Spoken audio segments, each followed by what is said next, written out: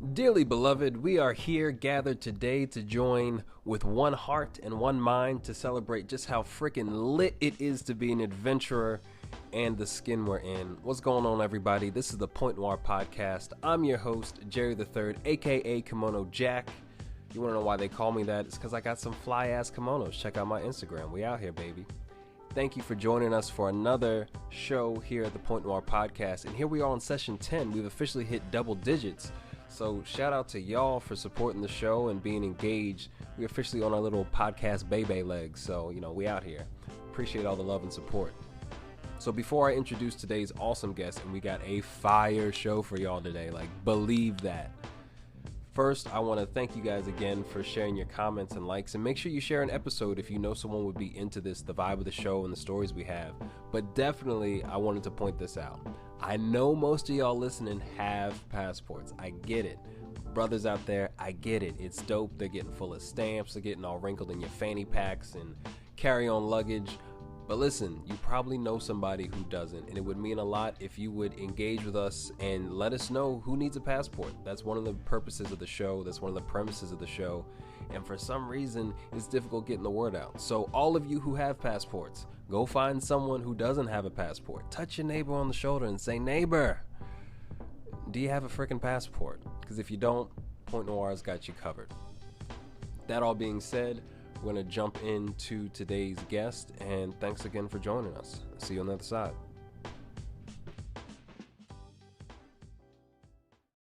Joining us today at the Point is backpacker extraordinaire, Mr. Quentin Butler. Make sure you follow this young man on Instagram at @OneMinimalist, and that'll be spelled out clearly in the show notes. Listen, you guys have been asking to have a brother on the show, somebody who can share some perspective on their experience in the motherland in Africa, and he did it big. He sold all his possessions in California, packed a backpack, and took a one-way ticket, headed out to Southeast Asia, and then ended up on the continent. Spent time in South Africa, Rwanda, and Kenya. So I think you guys are definitely going to get what you've been asking for, and we're happy to provide it. His adventures are really, really awesome and shares a lot of insight on how to navigate as a backpacker and a solo traveler. So I think you guys are going to love this show, and it's also done live. So sit back, relax, grab a beverage of choice if that's what you desire, and enjoy today's session.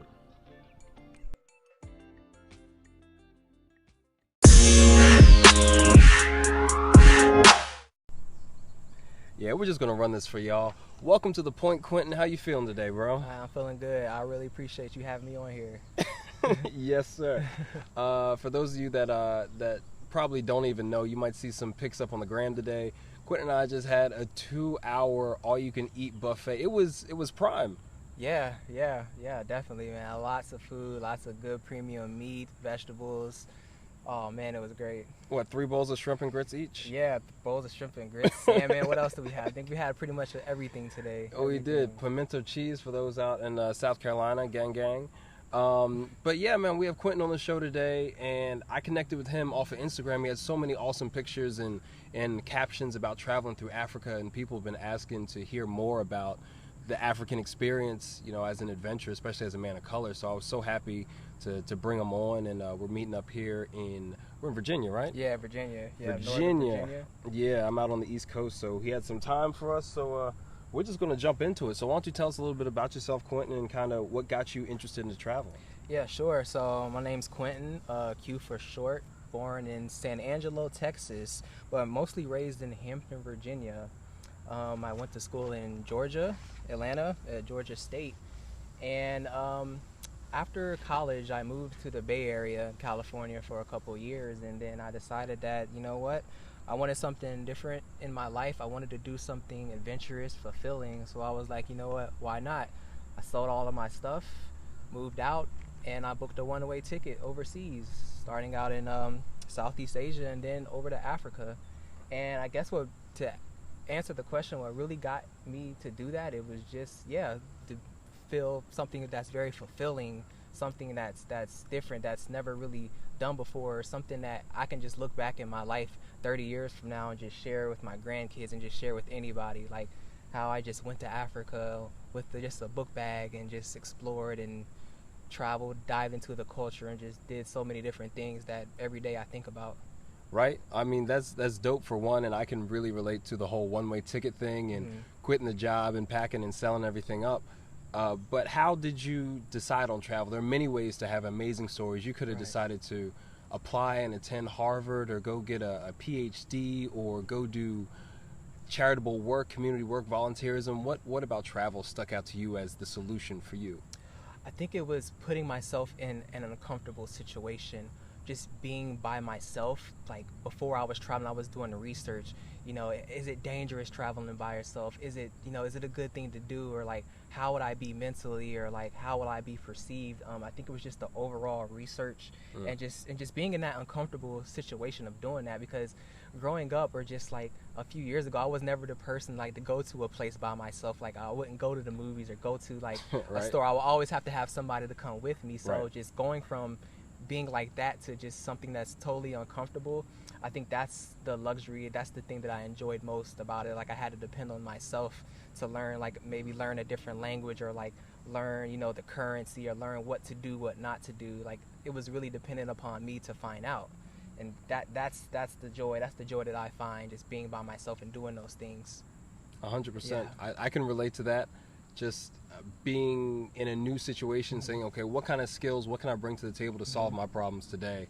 That's the thing I really get out of travel, and I'm glad that you also see that, because we can relate to that aspect, rather than, you know, just having a full passport or something like that, which can be an ambition for others. So had you traveled before this point, internationally, or big trips like this? No, this is probably my biggest trip. I've traveled before, but it was more like I went on a cruise like a year and a half ago. I went to like Belize, I went to Honduras and Mexico. Okay. It was like a 5-day cruise, but it was just a cruise, so I was on land for maybe a few hours, then back on the boat. So this was definitely big. This was like really my first big traveling adventurous trip that I've ever done before.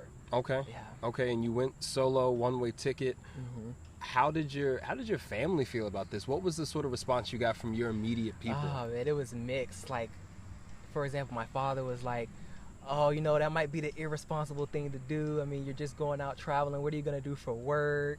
Yo. And like, oh man, my dad went in on me at first. And then like my mother, on the other hand, she was like, go live your life. I'm proud of you. Go. Don't ever come back. Send me a bunch of pictures. I want you to go everywhere. You know, you can make sure you tag Discovery Channel and all your pictures and stuff like that. So maybe they'll hire you for that. I think like, I'm proud of you. So, and then some of my family members are like, you know, is Quentin okay? Like, you know, is everything all right with him? Because no one just kind of just quits their job and just goes off like that. Like, that's very unusual for somebody to do. So it was just mixed all the way around. But yeah. Okay. Yeah. I mean, now that I'm thinking about it, it's funny because my dad, I got a lot of feedback from my dad, even though he was involved in the planning process. When it got to me actually quitting my job, it was off like that. But culturally, for us, I'm thinking the last prominent black guy to just zip out to Africa, South Africa, was Dave Chappelle, and people thought he was crazy, right? Right. You know, that's so funny you bring up Dave Chappelle, especially when I was watching one of his comedy shows about when he talks about that, and like, I think I totally get it. Like, it makes so much sense now that I'm back, and how I can say Africa like changed my life. I totally understand like him leaving and going to Africa and just experience that for himself. And why he might have stayed there a little bit longer. Because if we've both been to Johannesburg, and the vibe there, we'll get to it, but the vibe is amazing, right? Right, the vibe is, man, amazing. The culture, the people. Johannesburg is one of my favorite places that I've been. Right. Yeah. So, for those who might not know, around what kind of point in your life were you in? Like, how old were you when you decided to do this? Sure. So I had just turned 25. Okay. When I left, like right when I turned 25, I left 2 weeks later. Okay. The type of place I was in was just like, now don't get me wrong, I loved like the job I did, but at a certain point that I like to share, I like to tell people is like at my previous company, I went around and I asked people who are like, you know, set off financially, who are like in their older ages, and I asked them, I said, if you can go back knowing what you know now and you were in the middle of your 20s, what would you be doing right now? And out of all the people I talked to, they told me that they would be traveling. And the fact that they said that after everything they know where they at in their life now, that lets me know, like, okay, then I'm not wrong. I don't feel crazy that, you know, I want to do this. So that makes it even more fulfilling. But that was the kind of place I was in. I was just like, I needed something. Like, the path that I was on was cool, but I just knew there was something greater that I had to do. I couldn't wait till next year. I couldn't wait till the year after. I was like, it has to be now. If I'm going to do it, now is the perfect time for me to do it. It has to be now. And like, I just went off my instinct, and no regrets here. No regrets. No, 100%, dude. And that's admirable that you were willing to take that jump, because especially I feel like the pressure I got from my dad, because I respect my father a lot, what he's accomplished. But I also had these similar discussions with other coworkers who might have had the same sort of experience, and they all supported the thing I was doing that they never could do. So you kind of take some courage from them being honest and transparent like that. That's really cool that they could be open with you like that, man. And sometimes if you feel like you might have something to lose, you worked hard at your job, you worked to get your education, you work in IT, right? Yeah. At, you know, in Silicon Valley, like doing some big things, and sometimes you're afraid you won't get that back. So what else went through your head that might have, what other trepidations did you have about doing this? You made the decision quickly and you executed, but what were the concerns you had before you did this? Why you even daydreaming about it? What were your concerns? I guess my concerns was just like, what happens when I came back, honestly. Like, okay, so when I was worried about the job, I was like, okay, there's going to be this big career gap. Like, it's going to say, like, I'm going to come back, okay, what have I been doing for the last, 6 months? Like, like the job, that was one of the things that just really worried me. Like, was I going to come back to California, or, where was I going to move? What was going to be my mind state, or what did I want to do? Like, I was considering, like, not even coming back into tech. I was like, I'm going to go travel. I might be, a park ranger, or I might do lessons. Like, I didn't know, but I was like, but I was okay with that. But at the time, like, now I'm okay with that actually, but before I left, like, I did not know. I didn't have a plan. I didn't know what my life is. Like, at the time, back in October, if you asked me, Quentin, where are you going to be in a year? Where are you going to be in 6 months? I would say, I have no idea. I'm just going to go with the flow every day. That's why I didn't plan as much. Like, I woke up, and then that's where my planning was. Because, that's just how it was. Okay. Was there a moment that, and I know we're talking a lot about this moment, but I love that this trip was very recent for you. Your experiences are still vivid, so I kind of want to dive in. Yeah, definitely. Was there a moment, was there an event that pushed you over the ledge where you said, okay, I've got to order this ticket? Or was it finally getting all that confirmation from your peers that, hey, I might be on the right path? Like, was there just a thing that said, you know what, absolutely, no questions now? Well, yeah, sure. It came down to, well, it's funny because the place I was staying at, my lease was going to be ending soon. Okay. So I had to make a decision. Was I going to resign my lease and then, continue to work, or if I was going to leave? So I was up. It was funny when I bought my ticket, I was up. It was like 3, 4 in the morning, getting ready for work soon. I was like, I know I have to make a decision. And I was like, I'm on Skyscanner every day. And like one day the ticket price went up. And I was like, you know what? Whatever. I'm just going to do it. I'm buying a ticket right now. And then boom, once I bought it, I'm like, okay, that's it. I'm moving out. Like, it was just that moment. It was like 3, 4 in the morning. You know how when you're up 3, 4 in the morning, then you're thinking, and like, those thoughts are crazy, late at night when everyone's sleeping, you just have a lot of time to think. In that moment, that's when I was like, you know what? Boom, I'm just going to buy it. Let's go. I'm heading to Bangkok. Straight up like that, and that's what happened. Wow, dude, because it's funny, around 3 and 4 in the morning, if you got the TV on, that's when all the commercials for ITT Tech and the Slap Chop come on. So between those options, between buying another kitchen device that you're gonna throw away in 6 months and going to community college, you picked a dope way to go. Let me grab this one-way ticket. Okay, so why Bangkok? Why Asia? Well, truthfully, when I was first researching places to backpack, I learned that Thailand is like backpacking 101. Like, if you're like a first time backpacker, I learned Thailand is a friendly place. A lot of English speaking. A lot of the hostels are backpacker friendly. Can really tell you where to go. What to do.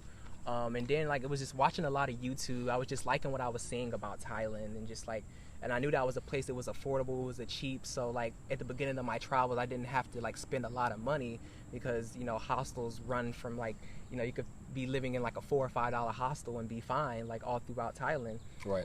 So that's really why. And then the food was cheap, and they were just friendly, really friendly. So I was really, really happy, and I think Thailand kind of set me up for the rest of my travels. When people ask me, were one of my favorite places. I say my heart will always be in Thailand because Thailand is the place that set me up mentally to travel to the other countries that I travel to. That's why like I'm always gonna love Thailand. I'm always gonna remember the people that I met and just the experience. So I would always recommend for somebody who's like not sure if they can do it or like just kind of like a little bit scared, like just try out Thailand. Like you don't have to stay as long, like a month like I did, but like if you backpack through Thailand, you'll realize by yourself, it doesn't matter if you were like a woman or a man, like you'll be able to do it.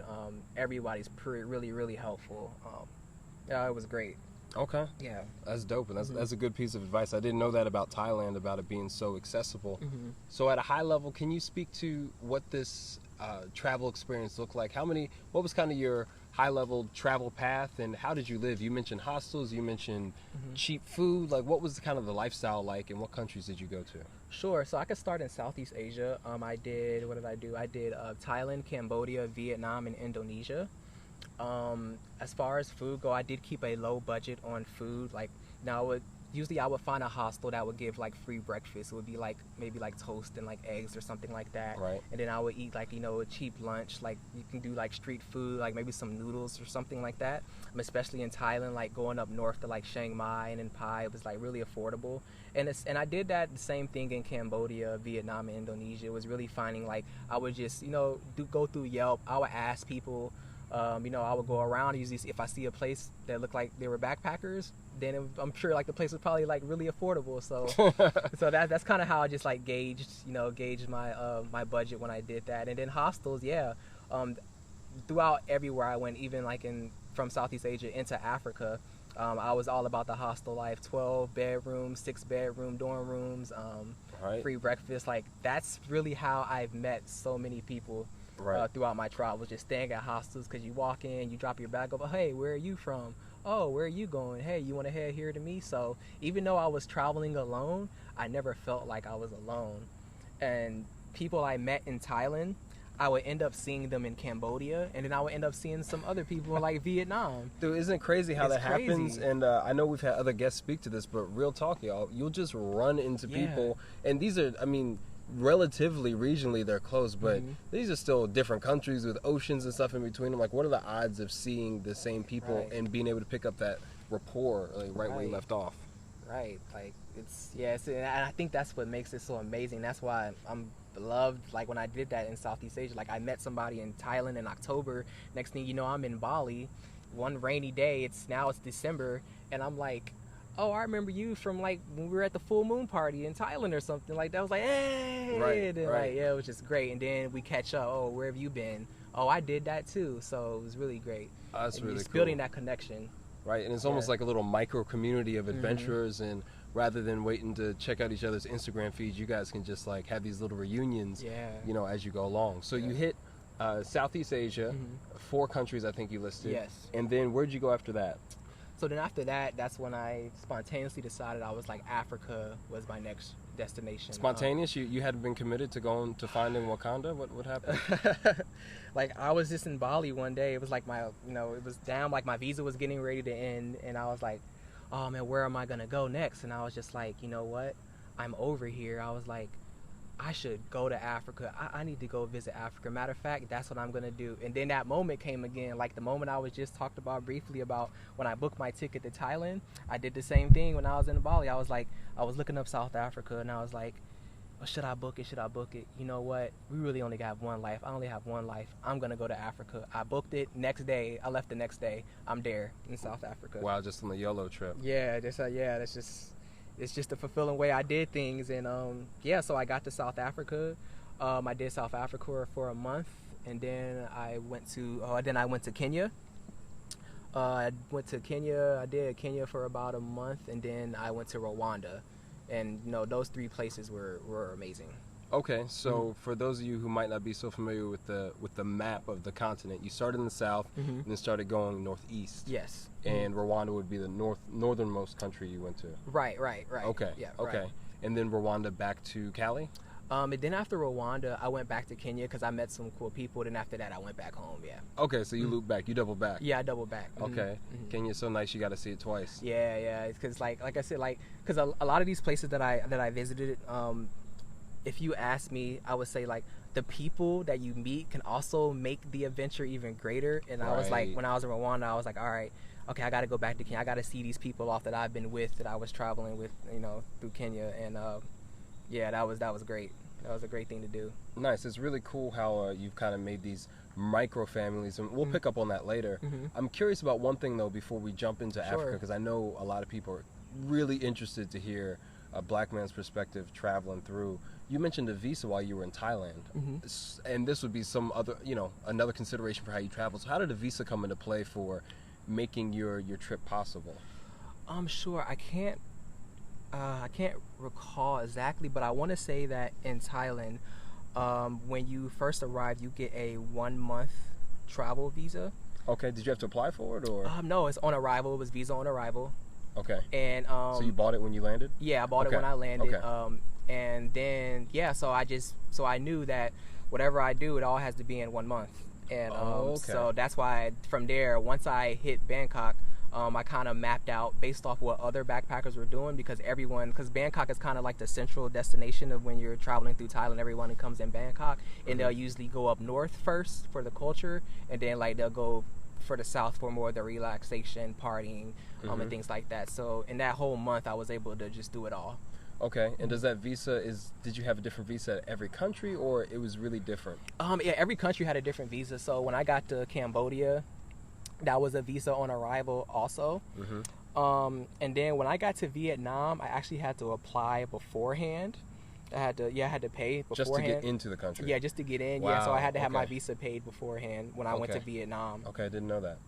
And then Indonesia, I want to say it was on arrival. I can't remember Indonesia. Let's just go. I want to say it was on arrival for there, but I do remember, because I got a little frustrated on like trying to figure out which sites were legitimate to apply for the visa. Right.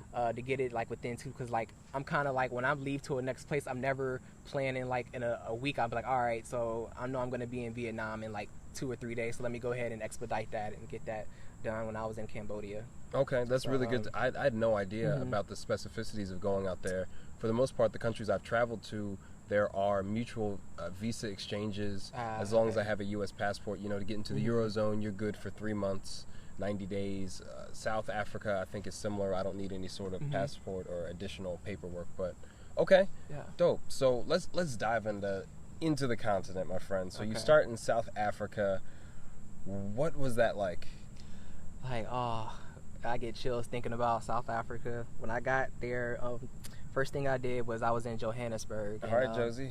Josie, I stayed in Maboneng district, which is basically like the where a lot of the culture is. There's a hostel there on that street, Curiosity Hostels. Lovely place. That's where I met a lot of lovely people there, and the street is just filled with music and culture and nice restaurants. When I got to Johannesburg, like immediately, I just knew I connected with the locals there. Like really, really immediately. Like I just befriended some nice people. They took me around. We had a local braai, and just really taught me like the ins and outs of Johannesburg. Really having deep, in-depth conversations about life. Like I think the first night we were just up. Like I didn't get back into my room until like 4 or 5 in the morning because I was just out with locals, just really just soaking it all in. Right.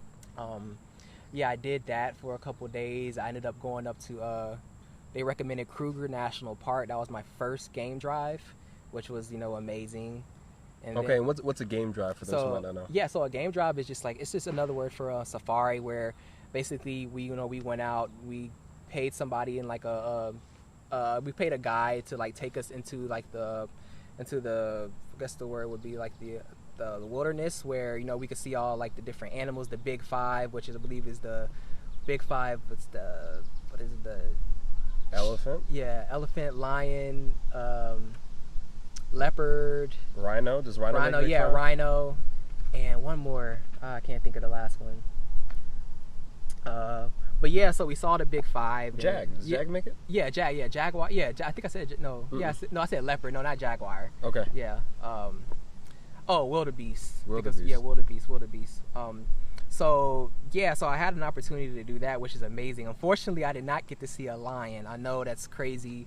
Like, I did not get to see a lion on my first game drive, so I was a little disappointed a little bit there. But And then after that, coming back, I ended up getting on the Baz bus, which is basically the Baz bus is basically where you pay a fee, and you're able to catch the bus all throughout South Africa, like for 2 weeks. You can get back on, get off any stop. They'll drop you off at your hostel. They'll make sure you have lunch on the way. Oh wow! So it's like a hop on, hop off mega bus. Yep. It's a hop on, hop off bus, which is really cool because the people who I started in, because I actually booked it when I got to Durban, South Africa, which is like my second place, which was just basically on the coast. Okay. Beach town. Yeah. But with the culture. Yeah, definitely with the culture. Yeah. I booked it from there, and the people who I started with, I ended up seeing again in Cape Town. It was like we would go to one place. Oh, hey, oh yeah, we were at this place. Well, we're skipping this place, but we'll be in the next place, and then right. Yeah, so that was really cool. It's like, so I ended up traveling from the East Cape all the way to the West Cape. I think it took me about a week and a half. Okay. By the time I got to Cape Town, but I stopped at some really nice places on the way. Like I stopped in Coffee Bay, where I was able to get surfing lessons. I stopped in Plettenberg's Bay, where I jumped off the highest bungee jumping bridge in the world. Damn. That was an adrenaline pumping experience. Yo, I'll skydive, but that bungee jump life, I'm gonna need a real come to Christ moment for that one. That's bravery to me. Yeah, that was. It was. I would recommend, if you go to South Africa and you have some extra time, you definitely want to look up Bloken's Bridge and do that jump if you can. Like it's pretty scary. I'm not gonna lie. Like walking up the stairs, like just walking up the stairs when you're not there yet. Walking across the bridge, looking down, and not even being able to see like nothing. Like it's a stream of water. You can't see anything. Right. And just like, but the moment I jumped, I knew. Like I feel like in life now, like no matter what fear, I was like, I jumped off the highest bridge, Guinness World Record, highest bridge in the world. Wow, 100%. Yeah, it's like there's nothing I can't do. And there's a stream underneath it, or it's just like spikes? No, it was a stream. It was a stream. Yeah, it was a stream. But being so high, you really can't see it. You really can't see it. Like, and that gives a lot of perspective. That's how high up off the ground you guys are that you cannot see so it's like a Roadrunner cartoon where Wile E. Coyote looks down and right. Yep. Okay. Nope. Yeah, just like that. It's just like that. And before I know it, like when I jumped, like it goes so quick you don't realize it. Like before I know it, it was over. Like I just jumped, I looked, and next thing you know, I'm like getting pulled back up. The blood rushing to my head. Like, yeah. Wow. So what surprised you the most about your first encounter with South Africa? What shocked you maybe that you didn't expect? Oh, that's a good question. Besides how delicious Black Label beer is. Oh, Black Label, yeah, bring back some memories. That's a good question. What shocked me the most? I will say, what I liked about, say, Johannesburg, what shocked me the most is it's very entrepreneurial driven. Okay. When I was there, and just people around my age, a lot of people had their own businesses. Like on the street, they had their own stores. There was a lot of like website designer people, programmers. Like everyone was really out there, like, you know, owning their own businesses, and that really, like, you know, that was a real shock factor. I was like, oh wow, like everyone had their own business. Like, oh hey, come by like later this day after you eat, come by my store, check it out. And I was like, I was very impressed, and I was like, that was really inspired actually to, you know, continue my own thing just by seeing them out there grinding it out with the, you know, economical circumstances. That really shocked me the most. That's really cool, and especially being a businessman yourself. Right. I'm also involved in entrepreneurial activities. I think it's really cool that you also get to see people living that lifestyle that look like you. That's the thing. Like they look like your cousin. They look like your best friend from college, and it's a majority Black population. That's got to be empowering. That's super dope. So after South Africa, you went to Kenya. Yes. So what popped off in Kenya? Kenya. When I got to Kenya, I landed in Nairobi, and the first thing I wanted to do when I was in Nairobi, I was like, all right, I got to go to this Maasai Mara. I keep hearing great things about it. One of the best game drives in Africa. I was on Instagram, and I was seeing pictures of, like, you know, crocodiles coming out the water, like zebras just walloping in, and just all kind of stuff like that. So I booked my trip through them, and it also came with me staying out in a Maasai village. Meaning, really? like, yeah. Are these the ones with the red cloth? Yes, Okay. yeah, those are Maasai. Yeah, so the village that I stayed at, it was like, we stayed in tents. Okay. It was like power only between like the hours of like 7 to 10 a.m. and then power from like 7 to 10 p.m. Wow. Yeah, we were in tents.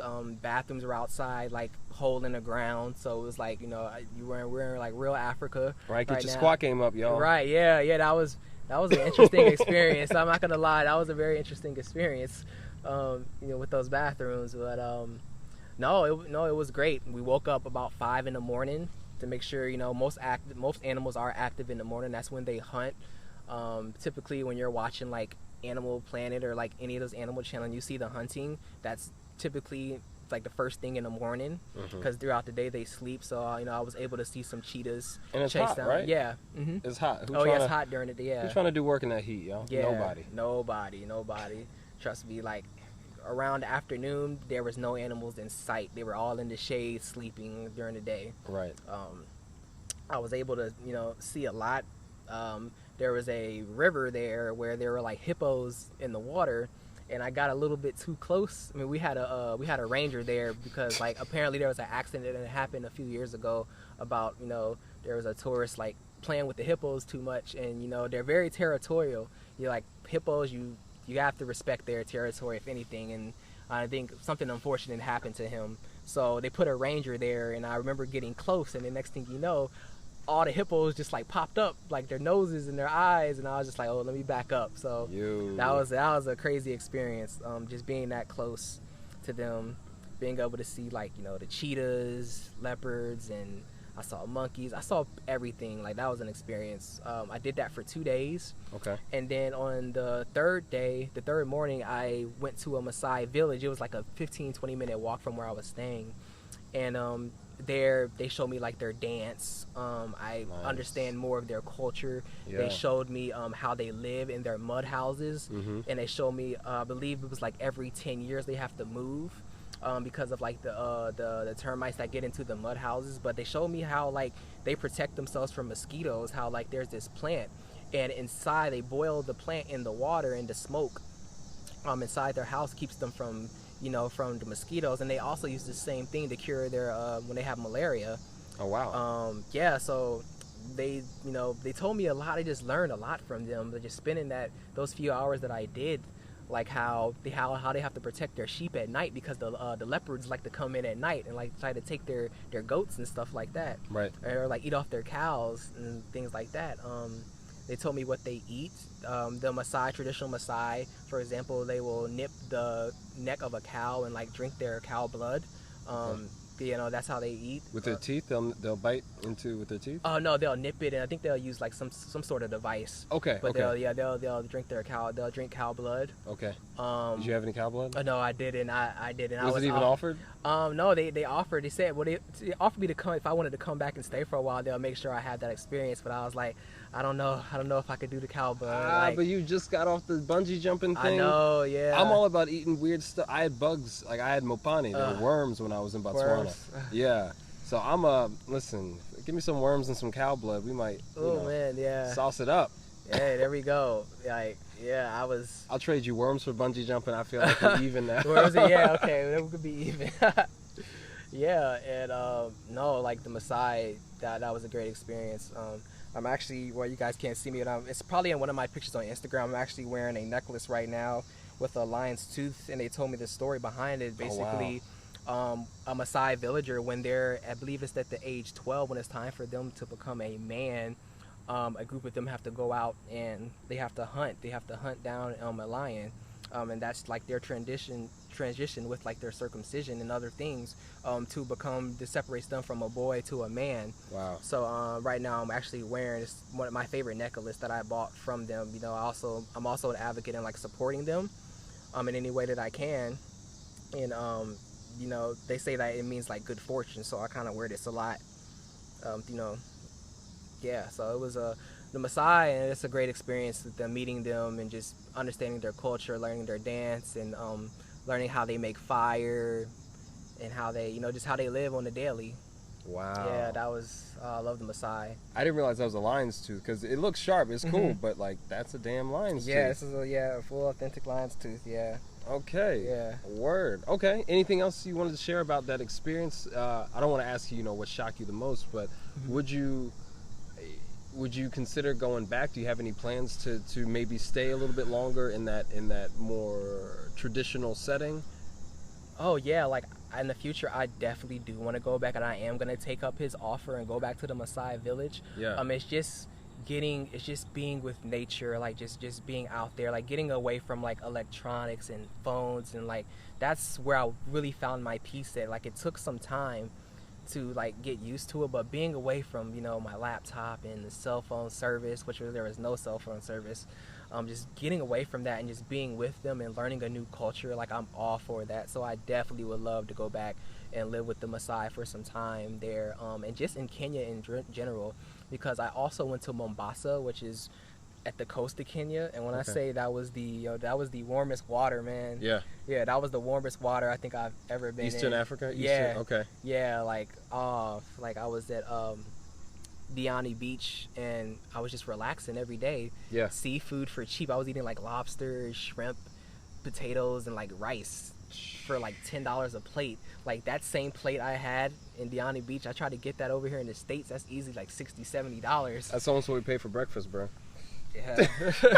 right, pretty much, right. Yeah, we paid a bit for that breakfast quality, but I'd rather be doing it out on the beach. Yeah, definitely. Wow. Okay, so the adventure continued a little bit further north up to Rwanda, which has an interesting history. I'm sure you guys have heard about the movie, some of the culture. Right. Why Rwanda, and what was the appeal? What kept you there? Why didn't you go there and say, not for me, and leave? What attracted you? Well, as I was thinking about places that I wanted to go in Africa, I was after I left South Africa, for example, the reason I picked Kenya, because just growing up, I was like, I don't know, Kenya was just a place that I always wanted to go. Okay. So after Kenya, I was like, okay, well, next to Kenya, I was like, okay, Tanzania. No, Tanzania. Yeah, Tanzania. Okay, and then there's Ghana. Not Ghana. What's next to Ethiopia? No, Ethiopia is above. It's Tunisia. It's next to. It's to the right of Rwanda. I can't think of it right now. I don't know the whole map, y'all. We're gonna get this though. Yeah, we're gonna get But I picked Rwanda because it was actually because of the history. I was like, I know historically. From what I learned from my research, like actually Rwanda, Kigali, the capital, is one of the safest places in Africa. Mm-hmm. And I was just like, you know what? I've never heard anybody visit Rwanda. I don't know anybody that's been. I want to go see where Rwanda is like. I just did research, just my basic research, to make sure that I'm coming in at a good time, to make sure there's not anything going on. And I just dove right in it. I didn't question. I was like, I want to go see where Rwanda is like. I want to be able to, tell my story that, just not that long ago, they had, they were going through a lot with their government, with the genocide. And I was there to see how they forgave each other and how they built from that. Right. So when I got to Rwanda, the friendliest people, they were so lovely. All of them, everybody was just so lovely, so welcoming. They were actually happy that I came. Yeah. And I have a story actually with the guy that I was talking to at the hostel I was staying at. And he was like, hey, when you go home, tell all your black friends to, come visit. And I was like, okay, yeah. I make sure. He was like, do you know why? And I was like, why? He was like, because the perception that we have is that people think that it's unsafe and like people can't come here. So you make sure you go back and you tell your friends that how friendly we are, how welcome we are, how be an advocate. Yeah, be an advocate for us. Let people know, because we're still dealing with like that misconception that Rwanda is a bad place and like it's not safe and like people are just out here getting like murdered and stuff like that. It's not the case at all. Like it's we're welcoming, like come. Tell everybody. And I was like, all right, I'll definitely do that. And that's kind of how it was. I was like, when I first got there, I was by myself the first night. The hostel I was at wasn't a lot of backpackers. Okay. And they were sitting there. These were like older adults. Like they were just sitting there off of work, just at the bar, and they just invited me over for a drink, and we next thing you know, we're talking for like 1 or 2 hours. Drinking some of their local whiskey and stuff. So, whoa! Whiskey? They have local whiskey? Yeah, they had some local whiskey there, and man, see, like, yeah, I'm gonna get Rwanda, what's up? I'm coming for you. You already know because I've met a few people here and there in my recent travels, and Rwanda's gotten a little bit more interesting. But you say whiskey, and I'm there. Man, yeah. Wow, man, like, yeah. So next thing you know, 2 hours had passed, and like I know everything about them. They know everything about me. Right. One of the guys made a joke. He was like, you know what? I really like you. Now all I need you to do is buy 13 cows so you can marry my daughter. Yeah. So did it? Yeah. So for years I make the joke ever since I learned Botswana that a lot of the traditional dowry system is based off of cows and the value of the relationship and stuff like that. I always joke that, you know, yo, I got 10 cows like ready, just let me know, you know, when your daughter comes back from semester break. That's funny. And what's really interesting though is that I love that he shared to go be an advocate and kind of an advocate, you know, don't want you to be an ambassador or anything like that, but just share your positive experience. I'm so glad you're here to share that unique experience because one, a lot of us don't travel, and two, they have just as much value and perspective. There's 54 distinct countries on the continent of Africa. They're all different, and Rwanda deserves its share just as much as South Africa, just as much as Kenya, just as much as Ghana and Nigeria, you know, so I think that's really dope that you had a great experience and can speak to it with authenticity. And on the other side, sometimes I feel like we have to convince people that it's safe to come to the States. Right. Because the news that they get is, you know, about, you know, the unfortunate shootings and the situations of violence, gun violence we have in the country. I feel like sometimes I've had to tell people, no, it's okay. It's okay. You know, you can hang out in Dallas. You can hang out in Detroit. You'll be all right, you know, probably. So it's dope that it goes both ways. No, for sure. Yeah, that's some real perspective right there. Okay, so Rwanda, and then you went back to Kenya. Yeah, I just went back to Kenya to send off some friends. I just went back and Nairobi, Kenya has a really great nightlife, and I'm become a real liker to Afropop. Hey. So like being in Nairobi, the nightlife. I just had last few couple days there. I just like was with some friends, did a little bit of partying and stuff because like my time was coming to an end before I was heading back home. So it was great. It was a great ending there. Nice. So again, this micro community. I'd be curious to know, what do you think?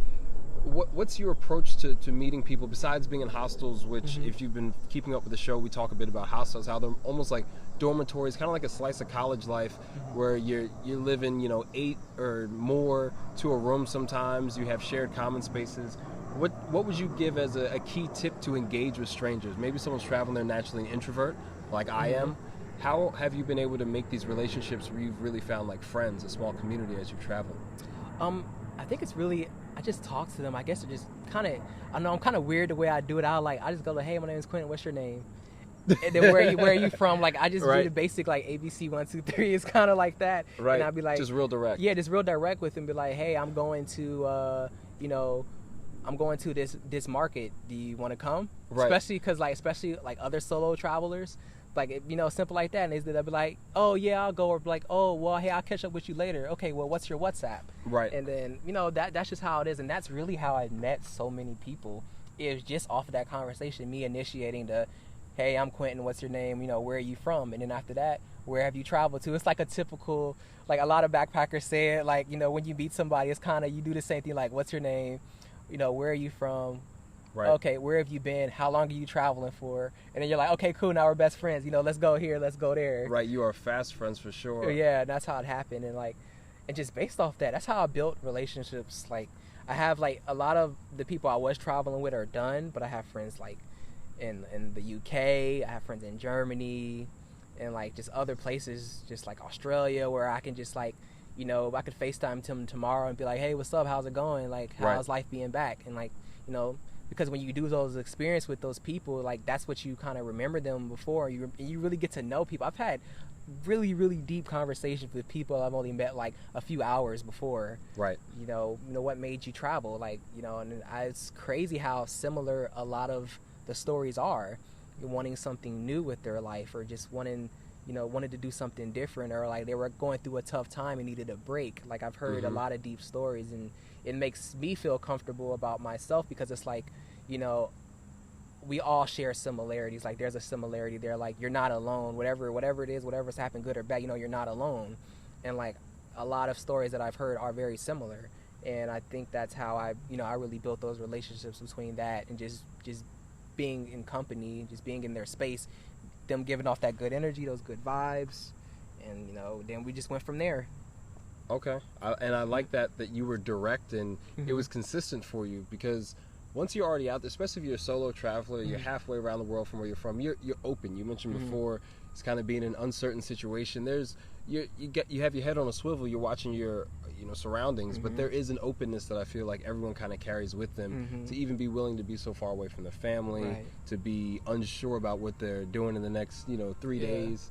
And I think I might do something similar. Usually I'm just like, hey, I'm about to go do this thing, looking for friends. What's up? Like, being direct, even though I'm an introvert. So I like that you could share that.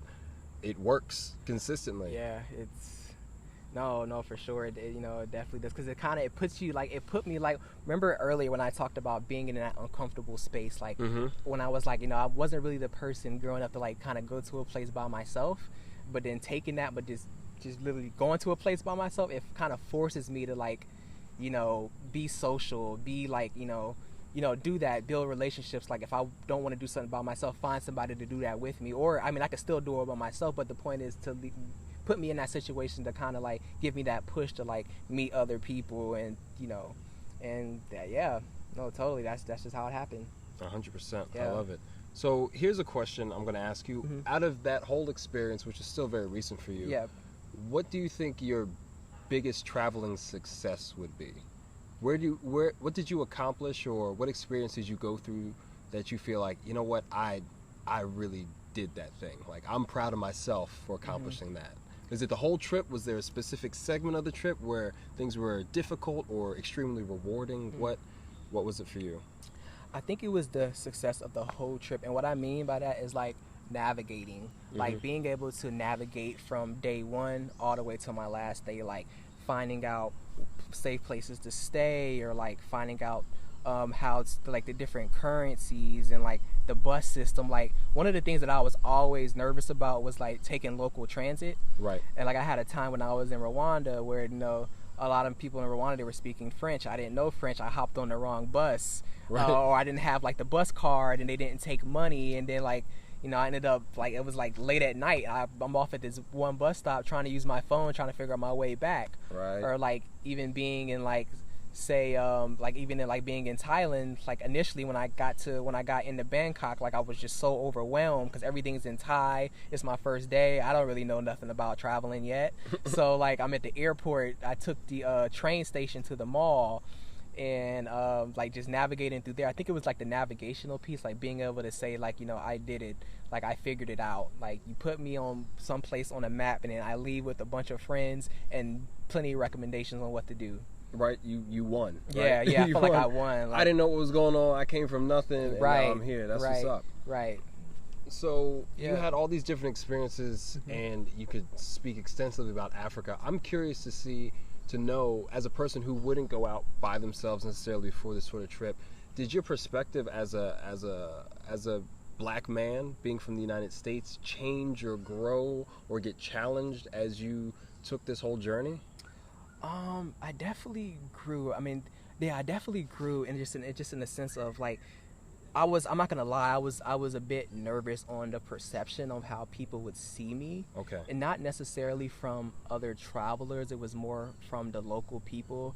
Every place I did go to, I YouTube being black in Vietnam, or being black in Thailand, because I didn't want to I was I'm not gonna lie, being by myself, I didn't want to get into a situation where on some messed up racism that that happens every day. I didn't want to just get into that situation, so that was one of the things that I was nervous about. But after Thailand, it gave me the confidence to go to each place, knowing that feeling that people were going to be open-minded, and I think people saw that confidence in me. I felt I had this energy, going into a local bar or a local restaurant, and I just felt that energy that I was giving off to the people there, and I never had any incident or any problem. I just felt that energy, they knew my energy, it gave me that confidence, that growth. Right. It's not like that everywhere. Don't go in there thinking that, because I think that if you do think that, then if you do think that people are going to treat you differently because of how you look, then it could bring like a sense of insecurities where they might say something but not mean it like that, but you might take it like that. Just because you're so on guard. Yeah, you're so on guard. So I really learned to have like that open mind, especially like in places like Cambodia when I was like, you know, at like the temples and things like that. Like I could tell, I felt the stares when I was being blessed by a monk, and I felt the stares. You know how like you're walking, you could just feel the eyes. Right. You feel the eyes. Yeah, I felt that. But I mean, I didn't let that worry me because, you know, you're probably not used to seeing a black man like, you know, praying to a Hindu monk. Like, you know, that's okay. But I think it was like confidence that grew for me as a black man, like being able to go anywhere and just carry that confidence. Like, you know, I'm black, I'm proud, and I'm visiting your country, and you know, I hope that, you know, I'm welcome there. And I was welcome. Like that's why I tell everybody, everywhere I go, how were the people there? Everyone was just welcoming. They, you know, they love to see me trying their food. They love me when I ask questions. They love me when I ask, you know, how do I say this? How did I say that? Because I could tell a lot of them they weren't used to seeing a black man. They weren't used to seeing a black man like in my elephant pants with my flip flops on walking. You know, it was different. It was different. So that confidence is definitely like grew coming back. Right. I appreciate you sharing that because on a deeper level, y'all know me. I'm the part-time philosopher. But the fact that you even had a doubt in your mind as to how others would perceive you because you're black and from the States. These are things, and people have asked me lately, oh, do black men travel differently than others when I share about the podcast? And it's like, the hell we do.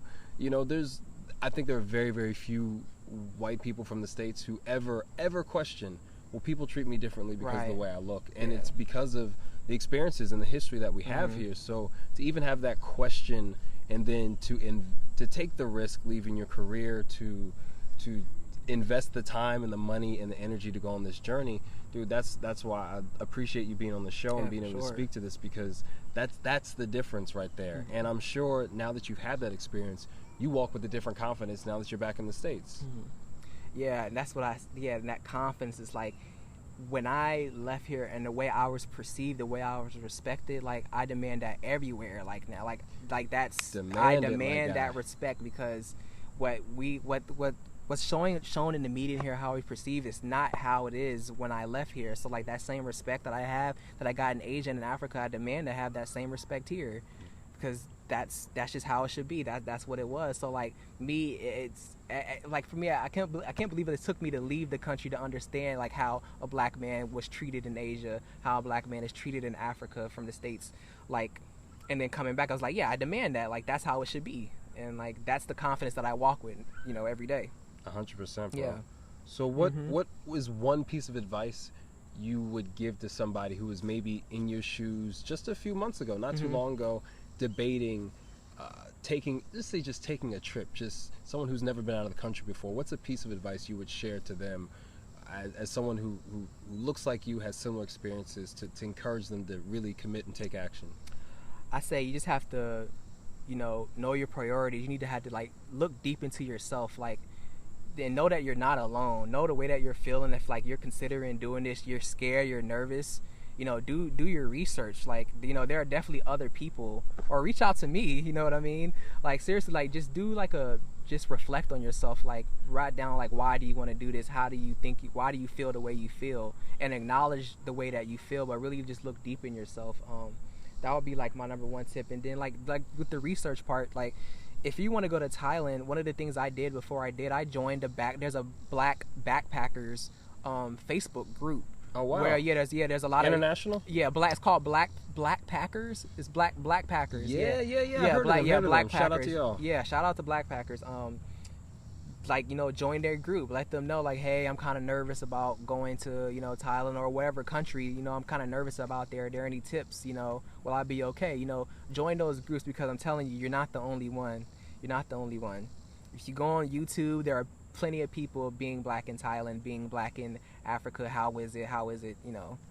So you definitely just got to look deep into yourself and, ask yourself, why are you feeling the way you feel? Acknowledge that, and then, make a plan and just go for it. I'm telling you, like, just go for it. You won't regret it at all. You won't regret it.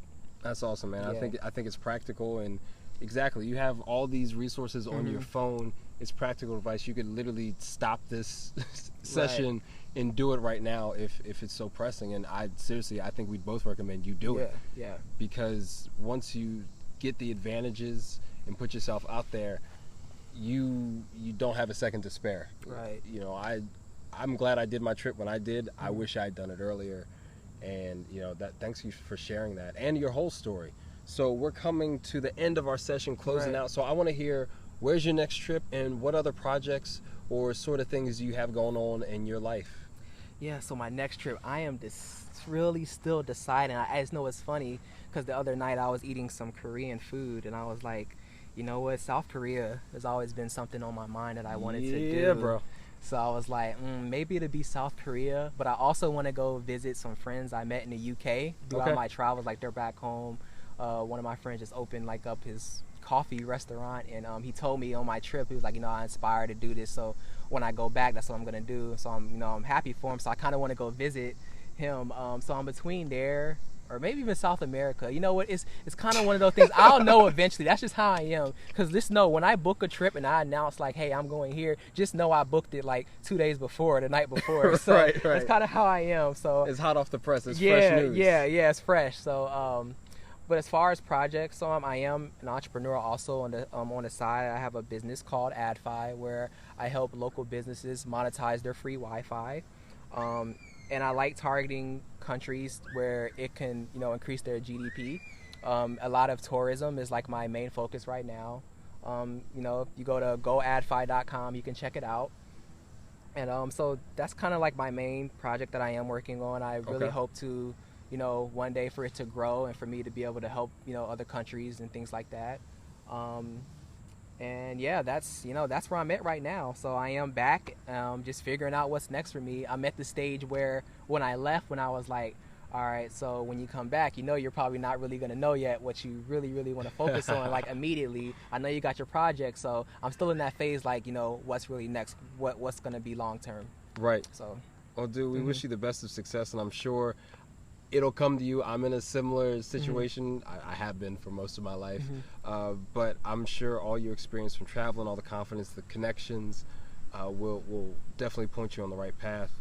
And dude, it's been a day. Listen, man, we've been kicking it since like 10, right? We ate good. We're sitting out here in a park. You got kids out here yelling. You got the wind blowing. Yeah. But we keep it chill and relaxed here at the point, y'all. You know this by now. So, dude, Q, thanks for coming out, chilling with us, man. I hope you've enjoyed hanging with us, man. But seriously, we're going to call this the Itis episode or something. Because, y'all, we ate so much damn food. Right. And it was straight, too. Fresh from the farmer's market? Fresh from the farmers. Where'd we go again? We went to Founding Farmers in Tyson's Corner. So the food there is directly from the farmers. They're skipping the middleman. And we had, like, the freshest food: salmon, shrimp, and grits. We had chicken, bacon, mac and cheese. These little biscuits that I put in the shrimp and grits. I didn't even listen, it was so good that we got the shrimp and grits, scooping the stuff out of the shrimp bowl. Ain't no shrimp in there. We still ate it. Like, yo, they skipped the middle man, going straight to the middle section because it is the end of summer season for most of y'all. But yeah, man, thanks for giving us a chance to talk off some of this itis, and man, hope to see you again at the point, brother. All right, man. It's been good. Yeah, for sure. Y'all, this has been another awesome session. I'll catch up with you guys in a second. Thanks, bro. All right, thanks.